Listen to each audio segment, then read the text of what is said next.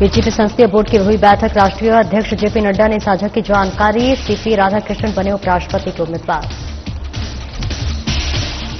Delhi airport पहुंचे captain Shubhanshu Shukla, CM Rekha Gupta ने किया स्वागत। सोशल मीडिया पर साझा की जानकारी।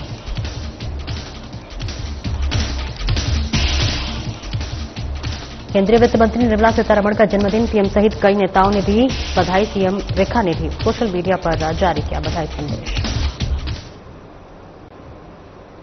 नमस्कार, स्वागत है आपका। मैं हूं आपके साथ सपना दीपक मंतेशा। बुलेटिन का आगाज करेंगे। बीजेपी के राष्ट्रीय अध्यक्ष जेपी नड्डा ने नई दिल्ली में पार्टी संसदीय बोर्ड की बैठक में जानकारी देते हुए कहा कि महाराष्ट्र के राज्यपाल सीपी राधाकृष्णन उपराष्ट्रपति चुनाव में एनडीए के उम्मीदवार होंगे। उपराष्ट्रपति चुनाव 9 सितंबर को होंगे।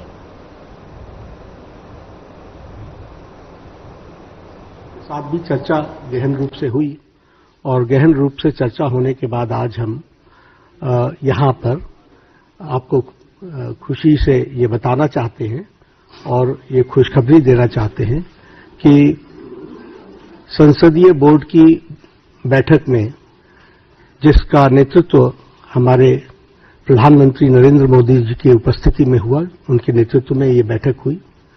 सभी पहलुओं पर चर्चा हुई और नामों पर विस्तृत रूप से जो पार्टी में एक्सरसाइज हुई थी, उन सारे एक्सरसाइज के बारे में डेलिब्रेशन हुआ, सभी के साथ चर्चा हुई, सुझाव मांगे गए और उसके बाद फिर ये तय हुआ कि हमारे उपराष्ट्रपति के प्रत्याशी के रूप में हमारे महाराष्ट्र के राज्यपाल श्री सीपी राधाकृष्णन जी, चंद्रपुरम पुन्नासामी राधाकृष्णन जी, उनको हम एनडीए का प्रत्याशी बनाएंगे और वो एनडीए के प्रत्याशी के रूप में रहेंगे।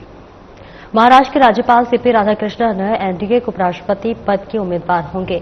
नई दिल्ली में बीजेपी संसदीय दल की बैठक के बाद बीजेपी अध्यक्ष जेपी नड्डा ने राधाकृष्णन की उम्मीदवारी का ऐलान किया है। इसे लेकर प्रधानमंत्री नरेंद्र मोदी ने खुशी जताई और अपने सोशल मीडिया अकाउंट पर ट्वीट कर शुभकामनाएं देते हुए कहा कि अपने लंबे सार्वजनिक जीवन में सीपी राधाकृष्णन ने अपनी लगन, विनम्रता और बुद्धिमत्ता से अपनी विशिष्ट पहचान बनाई है। विभिन्न पदों पर रहते हुए उन्होंने हमेशा सामुदायिक सेवा और वंचितता के सशक्तिकरण पर ध्यान केंद्रित किया है। उन्होंने तमिलनाडु में जमीनी स्तर पर व्यापक कार्य किया है। मुझे खुशी है कि एनडीए परिवार ने उन्हें हमारे गठबंधन के उपराष्ट्रपति पद के उम्मीदवार के रूप में नामित करने का निर्णय लिया है।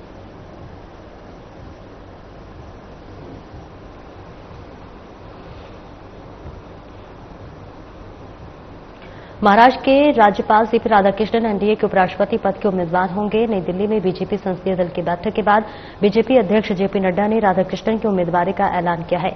इसे लेकर आपको बताते चले कि दिल्ली की मुख्यमंत्री रेखा गुप्ता ने खुशी जताई है और अपने सोशल मीडिया अकाउंट पर ट्वीट कर शुभकामनाएं देते हुए कहा कि सीपी राधाकृष्णन जी के नाम की घोषणा देश के संवैधानिक पद और उच्च सदन की गरिमा को नई ऊंचाई प्रदान करेगा। प्रधानमंत्री नरेंद्र मोदी और बीजेपी संसदीय बोर्ड के सभी सदस्यों का सुखद निर्णय के लिए आभार।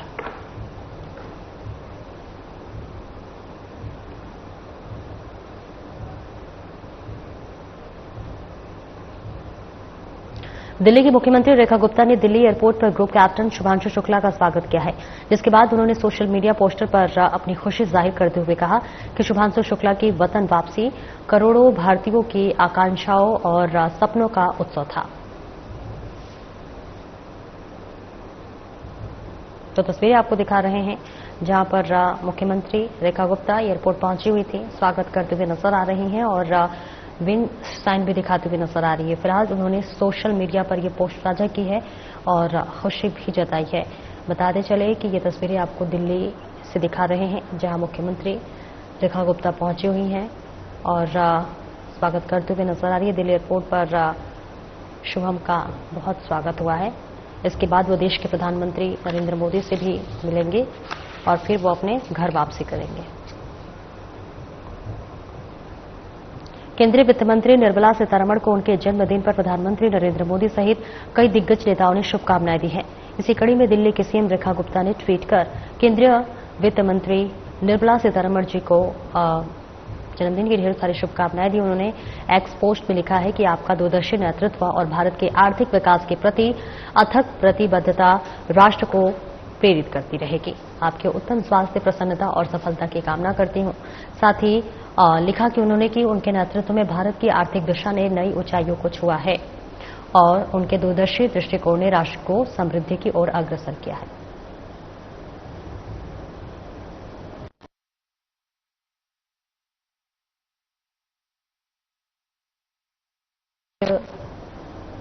केंद्रीय मंत्री निर्मला सीतारमण का जन्मदिन है और ऐसे में तमाम दिग्गज नेताओं की लगातार शुभकामनाएं इस वक्त देखने को मिल रही है, जहां पर बता दें मुख्यमंत्री रेखा गुप्ता ने भी वित्त मंत्री निर्मला सीतारमण को उनके जन्मदिन पर बहुत बहुत शुभकामनाएं देते हुए नजर आ रही हैं, जिसके लिए उन्होंने ट्वीट किया और ट्वीट करते हुए उन्होंने केंद्रीय मंत्री और वित्त मंत्री निर्मला सीतारमण को उनके जन्मदिन पर बहुत बहुत बधाई और शुभकामनाएं देते हुए नजर आ रही हैं। इसके साथ ही साथ कई दिग्गज नेताओं ने भी केंद्रीय मंत्री को शुभकामनाएं दी हैं। केंद्रीय वित्त और कॉर्पोरेट कार्य मंत्री निर्मला सीतारमण का जन्मदिन है। इस मौके पर कैबिनेट मंत्री प्रवेश वर्मा ने अपने सोशल मीडिया अकाउंट पर ट्वीट कर बधाई दी और कहा कि ईश्वर से प्रार्थना है कि आप सदैव स्वस्थ रहें, दीर्घायु हो और राष्ट्र की सेवा और प्रगति के लिए यूं ही अपने कुशल नेतृत्व और मार्गदर्शन में सभी को प्रेरणा देती रहें।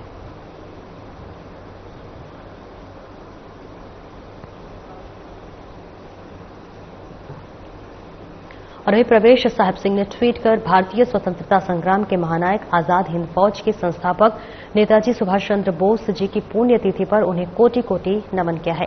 इस दौरान उन्होंने ट्वीट करते हुए लिखा कि मातृभूमि की स्वतंत्रता के लिए उनका अद्वितीय संघर्ष, अदम्य साहस और अटूट संकल्प हम सभी के लिए राष्ट्र सेवा की अनंत प्रेरणा है। तुम मुझे खून दो, मैं तुम्हें आजादी दूंगा। ये मंत्र आज भी हर देशभक्त के हृदय में गूंजता है।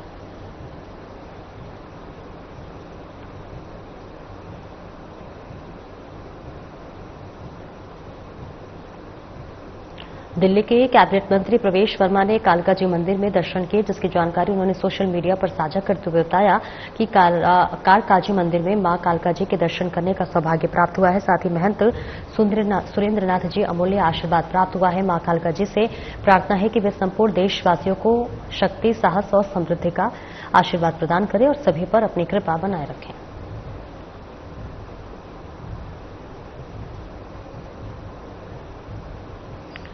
तो दिल्ली वासियों के लिए ये कामना की गई है, जहां पर मां कालका जी के दर्शन पूजन करते हुए नजर आ रहे हैं। दिल्ली से ये तस्वीरें आपको दिखा रहे हैं, जहां पर मंदिर पहुंचे कैबिनेट मंत्री और इसके साथ ही साथ उन्होंने माता से प्रार्थना की। दिल्ली वासियों के सुख समृद्धि की भी कामना करते हुए नजर आ रहे हैं, जहां पर बताते चले कि मंत्री प्रवेश वर्मा कालका जी मंदिर पहुंचे हुए थे और मंदिर पहुंचने के बाद उन्होंने पूजा अर्चना की और इसके साथ ही साथ प्रदेश की जनता के लिए खुशहाली की कामना करते हुए नजर आ रहे हैं। तो दिल्ली वासियों के लिए कामना की। केंद्रीय शिक्षा मंत्री धर्मेंद्र प्रधान ने दिल्ली के आईआईटी का दौरा किया और इस दौरान उन्होंने सभी डॉक्टरल छात्रों के साथ साथ शोधकर्ताओं और नवाचारकर्ताओं से संवाद करते हुए क्या कुछ कहा, आइए आपको सुनाते हैं। 2 यंग आईआईटी की बच्चे बैठे थे, जो यूजी के स्टूडेंट थे, मास्टर्स करने वाले बच्चे थे, पीएचडी करने वाले बच्चे थे, पीएमआरएफ की रिसर्च फेलो थे। इन सब से मिलकर मेरे मन में एक नई उत्साह भी आया है कि हमारे देश के बच्चे, देश की जो बुनियादी समस्या है, हमारे देश में 10% बच्चे दिव्यांग हैं, उनको पता ही नहीं चलता है कि उनकी डेफिशिएंसी क्या है। आज हमारी आईआईटीएंस उसकी गैप की सॉल्यूशन निकाल रहे हैं। उनको स्क्रीनिंग कैसे करना, उनके लिए पेडागोजी कैसे बनाना, उनको टेक्नोलॉजी सॉल्यूशन कैसे देना, उनको लेवल प्लेइंग फील्ड तक कैसे लाना। एक टीम को मेरे को परिचय हुआ जिन्होंने लर्निंग गैप के बारे में एआई को यूज करते हुए काम कर रहे हैं। एक ग्रुप के बारे में मेरे को ध्यान में आया कि इन्होंने भारत को नेट जीरो करने में, प्रधानमंत्री जी ने COP20 में ये जिम्मेवारी लेके आया था कि भारत को 2070 तक नेट जीरो करना है। नेट जीरो करने के लिए क्या स्ट्रैटेजी करनी पड़ेगी, कौन सी फ्यूल को यूज करना पड़ेगा, कौन सी कार्बन एमिशन की टेक्नोलॉजी को लाना पड़ेगा, ये सारा विषय हमारी आईआईटीएन बच्चे सोच रहे हैं। ऐसे ग्रुप को मैंने मिलने का अवसर मिला। मेरे को अवसर मिला फ्यूल सेल पे काम करने वाले बच्चों को। मेरे को बच्चे मिले जो मेथनॉल से, भारत में बहुत सारे कोयला है, कोयला से मेथनॉल बना के उसको ट्रांसपोर्टेशन फ्यूल, कुकिंग फ्यूल में कैसे सिक्योरिटी के साथ यूज किया जा सकता है, इसकी एडवांस रिसर्च यहाँ के बच्चे कर रहे हैं। ऐसे सारे बच्चों को मिलकर मैं बहुत आत्मविश्वास के साथ कह सकता हूं 2047 तक भारत डेवलप्ड नेशन होके ही रहेगा, विकसित भारत होगा ही, समृद्ध भारत होगा, जो प्रधानमंत्री जी ने सपना देखा है। हमारी देश की नौजवान कॉलेज स्कूल में जो पढ़ने वाले बच्चे, इन्हीं के कंधे पे आने वाले 20-25 साल में, अमृतकाल में एक सुनहरा भविष्य में देख पा रहा हूं। हरियाणा की बेटी मनीषा के साथ हुई घटना को लेकर देश भर में आक्रोश बढ़ता जा रहा है। इसी कड़ी में निर्भया की मां आशा देवी ने भी पीड़िता को न्याय दिलाने की मांग उठाई। उन्होंने कहा कि जिस तरह उनकी बेटी निर्भया के साथ अमानवीय घटना हुई है, उसी तरह आज भी बेटियां दरिंदगी का शिकार हो रही हैं। इसके साथ ही उन्होंने हरियाणा सरकार और पुलिस प्रशासन से अपील की है कि इस मामले में शामिल आरोपियों को जल्द से जल्द गिरफ्तार कर कठोर सजा दी जाए। प्रेस कॉन्फ्रेंस के दौरान आशा देवी ने हरियाणा के मुख्यमंत्री नायब सिंह सैनी और पुलिस विभाग से विशेष आग्रह किया कि वे पीड़ित परिवार को न्याय दिलाने के किसी भी तरह की देरी न करें। साथ ही कहा कि इस मामले में इंसाफ मिलने तक वे पीड़िता के परिवार के साथ खड़े रहेंगे। तो देखिए, आपको बता दें कि ये आशा देवी हैं जो 2012 में निर्भया हत्याकांड हुआ था। निर्भया की माता जिन्हें मुख्यमंत्री नायब सिंह सैनी से भी उन्होंने गुहार लगाई है, क्योंकि हरियाणा की बेटी मनीषा के साथ ये दरिंदगी की गई है, जिसके बाद उनका बयान सामने आया। प्रेस कॉन्फ्रेंस कर आशा देवी ने तमाम बातों का जिक्र किया। उन्होंने कहा कि आज भी बेटियां सुरक्षित नहीं हैं और उन्होंने मुख्यमंत्री से आग्रह किया है कि जिन दरिंदों ने ये दरिंदगी की है उनके खिलाफ सख्त कार्रवाई की जाए। और इसके साथ ही साथ उन्होंने ये भी कहा कि जब तक इंसाफ नहीं मिल जाता तब तक वो पीड़िता के साथ खड़ी हैं। फिलहाल ये सीधी तस्वीरें आपको दिखा रहे हैं दिल्ली से, जहां पर निर्भया की माता जी आशा देवी मुख्यमंत्री नायब सिंह सैनी से गुहार लगाते हुए नजर आ रही हैं और इसी के साथ साथ पीड़िता के साथ भी रहने की बात कर रही हैं। हमारी बच्चियां कहीं ना कहीं मार के, काट के फेंक दी जा रही हैं। 2 दिन 4 दिन हम मीडिया में बात करते हैं, फिर सब लोग अपने अपने घर चले जाते हैं। लेकिन मैं इस चैनल के माध्यम से ये कहना चाहती हूँ कि आप उस परिवार के बारे में सोचिए, उस माँ बाप के बारे में सोचिए। बच्चा चला जाता है और वो जगह जगह जगह जगह नेता, पुलिस, कोर्ट कचहरी हर जगह घूमते हैं कि हमें इंसाफ चाहिए। ये तो हमारा दुर्भाग्य है। किस बात का कानून है? मुजरिम जो है वो आजाद घूमता है, उसका सारा हक खड़ा हो जाता है, और जिसका बच्चा जाता है वो दर दर भटकता है कि हमें इंसाफ चाहिए।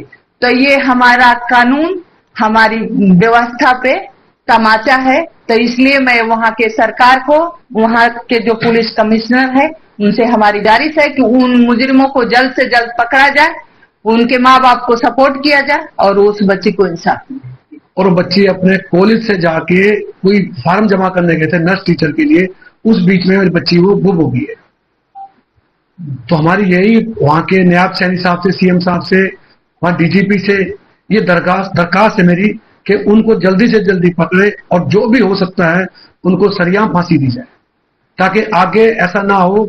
हरियाणा एक हमारा ऐसा स्टेट है जिसमें बच्चियां पूरे भारत में पदक लाती है, चाहे कुश्ती हो, बॉक्सिंग हो, जो भी पहलवानी के लड़के लाते। अगर ऐसा हुआ तो कोई अपनी लड़कियों को नहीं भेजेगा बाहर, ना पहलवानी करेगा ना बॉक्सिंग कराएगा। ये बहुत दर्दनाक घटना है। मैं चाहता हूं इन लोगों को जल्दी से जल्दी पकड़ा जाए। राजौरी गार्डन में शिवाजी एनक्लेव में स्थित होमगार्ड हेडक्वार्टर के बाहर भारी संख्या में होमगार्ड कर्मी सड़क पर उतर आए और भर्ती में धांधली के खिलाफ धरना प्रदर्शन किया। तो वहीं स्थानीय अरुण ने बताया है कि उनकी 893 बच्चों की नियुक्ति अभी तक नहीं की गई है, जिसके कारण उन्होंने अपनी आवाज उठाने के लिए ये विरोध प्रदर्शन किया है। कर्मियों का आरोप है कि भर्ती में बड़ी धांधली हुई है, जहां जिन लोगों ने रिश्वत दी उन्हें नौकरी दे दी गई, जबकि कई योग्य अभ्यर्थी भर्ती से बाहर हो गए। इस प्रदर्शन के दौरान पुलिस ने लाठीचार्ज कर दिया, जिससे कि स्थिति तनावपूर्ण हो गई। इसके साथ ही कर्मियों की प्रमुख मांग है कि उनकी भर्ती जल्द से जल्द की जाए और पहले जो भर्ती की गई है उसकी निष्पक्ष जांच हो, ताकि भर्ती प्रक्रिया में हुई धांधली का पर्दाफाश हो सके। 85 की होमगार्ड वॉलंटियर भर्ती थी, जिसमें 10,285 की भर्ती दिखाकर हमसे जो है फीस ली गई, एग्जामिनेशन जो फीस होती है। उसके बाद में तुम्हारा सितंबर मंथ में हमारा जो फिजिकल कराया गया, कराने के बाद 6 अक्टूबर को एग्जाम कराया गया। उसके जो है अक्टूबर 15 तारीख से 25 तारीख हमारा डीवी कराया गया। जो बच्चों ने 1,09,000 फॉर्म फिल किए इस भर्ती में, कि हमारी जो बड़ी संख्या में भर्ती है उसको देख के बच्चों ने फॉर्म फिल किया। ये ओनली दिल्ली के बच्चों के लिए थी। अब आपकी क्या डिमांड है सरकार से? सर हमारी जो डिमांड है, बीच में भर्ती जो घटा दी गई, 23 से 40 कर दी। डीवी करवाने के बाद में बच्चों ने बड़ी संख्या में भर्ती है, ये सोचा था कि हमारा नंबर आ जाएगा। और जो आप ये प्रोटेस्ट कर रहे हैं, ये इसका कारण जो आप बता रहे हैं कि 893 बच्चे की भर्ती नहीं हुई है, क्या कारण रहा इसका? सर 893 बच्चों का एक झूठा आश्वासन देते हैं कि तुम्हारा मेडिकल कराएंगे, लेकिन आज तक नहीं कराया गया है। और अंदर ही अंदर लिस्ट लगाई जा रही है, जो डिस्क्वालीफाइड कोर्ट से भी बच्चे प्रूव कर दिए गए कि बच्चे डिस्क्वालीफाइड हैं। उन बच्चों को मेडिकल के लिए सिलेक्ट कर लिया गया है। सिर्फ और सिर्फ धांधली हो रही है, एक करप्शन चल रहा है अंदर, जिसकी कोई अपर सिस्टम भी जांच नहीं कर रहा है। और हम हमेशा ही रिक्वेस्ट करते हुए आ रहे हैं कि हमारे साथ न्याय किया जाए, लेकिन ऊपर सिस्टम भी नहीं सुनवाई हो रही है हमारी। अभी तक आप ग्राउंड में सुबह से ग्राउंड के बाहर बैठे हो, राजा गार्डन होम गार्ड ग्राउंड के बाहर, कोई बड़ा अधिकारी आपसे मिलने आया? सर बड़ा अधिकारी हमसे कोई नहीं आया, उल्टा हमें जो है दिल्ली पुलिस के द्वारा यहाँ से हटाया दिया गया है और लाठीचार्ज की वो की जा रही है और धमकी दी गई है कि हम तुम्हारे खिलाफ एक्शन लेंगे। हम अपने सिर्फ और सिर्फ अपने हक के लिए, अपनी जो हमारी भर्ती है उसके लिए मांग कर रहे हैं। भारत माता की जय,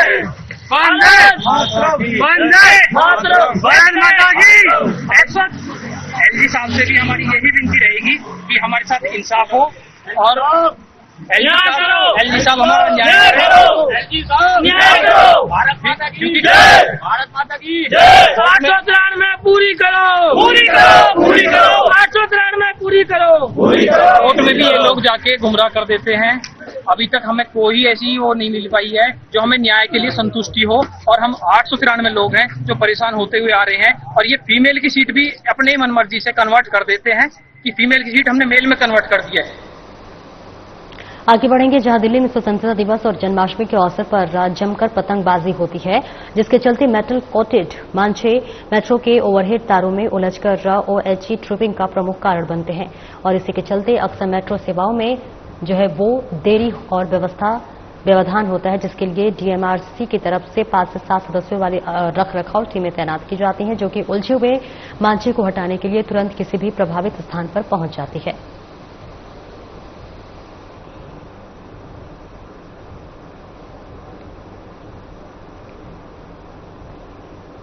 दिल्ली के पौष इलाके राजौरी गार्डन के जे ब्लॉक गुरुद्वारे के बाहर जल भराव की समस्या के चलते भावना मित्तल ने बताया कि गुरुद्वारे आने जाने में दिक्कत का सामना करना पड़ रहा है। बिजली के खंभे पर खुली वायर भी लटकी हुई है और जब भी बारिश होती है गुरुद्वारे के बाहर पानी भर जाता है। गुरुद्वारे में संकट को आने जाने में दिक्कत का सामना करना पड़ रहा है। मनजिंदर सिंह सिरसा कैबिनेट मंत्री को जल्द से जल्द संज्ञान लेने को बोला गया है। तो देखिए तस्वीरें आपको दिल्ली से दिखा रहे हैं, जहां पर लगातार पानी की वजह से लोगों को कई तरह की दिक्कतों का सामना करना पड़ रहा है। खंभे पर भी जो वायर है वो लटकी पड़ी हुई है और व्यवस्था यहां पर बिल्कुल भी चकचबंद होता हुआ नजर नहीं आ रहा है। गुरुद्वारे के बाहर भी जल भराव की लगातार समस्या देखने को मिल रही है, जिससे आवागमन भी बाधित हो गया है। लोगों को आने जाने में कई तरह की दिक्कतों का सामना करना पड़ रहा है। लगातार बारिश की वजह से यहां पर जनजीवन भी अस्त व्यस्त नजर आ रहा है। इसके साथ ही साथ खंभे पर भी वायर लटकता हुआ नजर आ रहा है, जिससे कि जरूर लोगों की जान पर बनती हुई नजर आ रही है। मैं अभी गुरुद्वारे आई थी जे ब्लॉक मत्था टेकने, बट मैं यहाँ तक पहुंच नहीं पाई हूँ। फिलहाल मैं यहाँ इसके बाहर ही खड़ी हूँ और आप देख सकते हो कि यहाँ पर पीछे कितना पानी है और इतना पानी है, इतना ज्यादा भराव है कि यहाँ पर चलना तो दूर आप छोड़ ही दीजिए, आप यहाँ पर अपनी कन्वेंस ही निकाल रहे हैं तो उसी का बुरा हाल हो रहा है। साथ ही साथ पीछे आप खंभा देख रहे हो बिजली का, अगर इसकी भी कोई तार पानी में गिर जाती है तो पूरा करंट लगने का डर भी रहता है। साथ ही साथ गुरुद्वारे के सेवादार भी बहुत परेशान है इस चीज से, क्योंकि आए दिन जब भी बारिश होती है तो यहाँ पर जल भराव होना बहुत कॉमन है। ये जब भी बारिश आती है, आज का नहीं है, हमें इसको 10 साल देखते आ रहे हैं। इसी तरह यही कंडीशन रहती है इसकी। हम तो कहना चाहते हैं इसको सही किया जाए जल्दी से जल्दी। संगत आने से भी परेशान होती है, कईयों ने बहुत जरूरी आना होता है, कोई अरदास करवानी होती है, कोई प्रोग्राम होता है तो दिक्कत आती है। इसका हल सिरसा जी जल्दी से जल्दी निकालना आपकी बड़ी कृपा। दिल्ली में यमुना नदी का जलस्तर लगातार बढ़ता जा रहा है, जिसके चलते यमुना इस वक्त खतरे के निशान से ऊपर बह रही है। तो वहीं दिल्ली के ओल्ड रेलवे ब्रिज पर वाटर लेवल इस समय 205.24 तक पहुंच चुका है।